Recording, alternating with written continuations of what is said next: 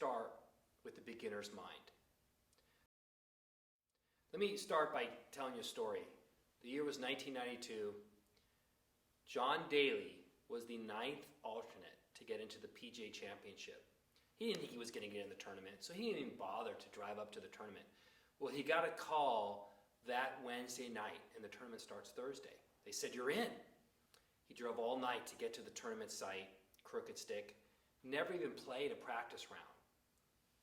First day, basically totally blind playing the course, shot 69, went on to win the tournament. It's historic. Here's the deal. He didn't have any negative baggage. He went in there with a beginner's mind. All he could see was the fairway. All he could see was the green. He didn't have any bad shots in his mind. He went in there with a beginner's mind, a fresh mind. And so he played with a positive mind, and he won that tournament. Let me tell you another story about Craig Patrick. He sells Land Rovers in South Bay, which is near Los Angeles. And he says one of the reasons why he's a great salesman, and he's actually number one at the Land Rover place in LA, is because he has high expectations of everybody that enters in his office. He believes everyone can afford a Land Rover because they're expensive, and he believes everyone's going to buy one. He has the highest expectations of his clients.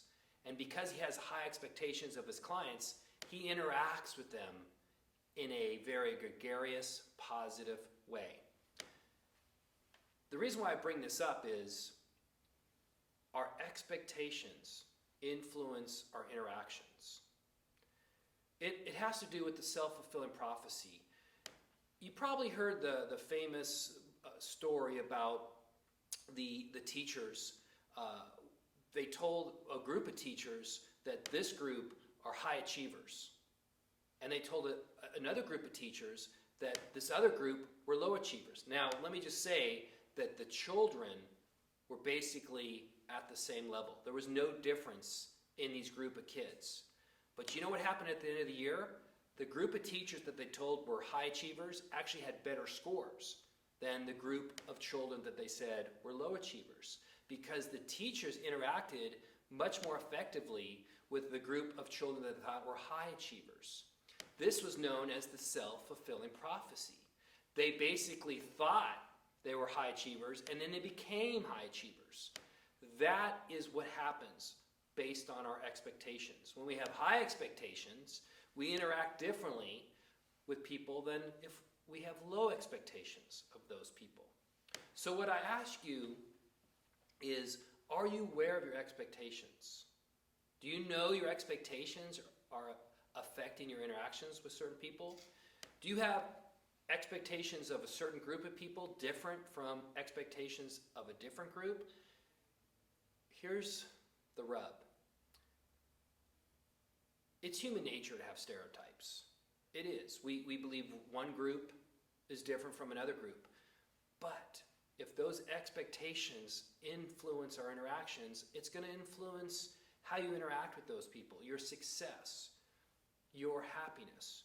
So what I really want you to do in this chapter is become aware of your expectations. Become aware how they influence your interactions. But ultimately, like Craig Patrick, have high expectations of everybody, because those high expectations are going to be self-fulfilling. They are going to push those people in the right direction. They are going to be happier. They're going to be more successful because you have high expectations of those people.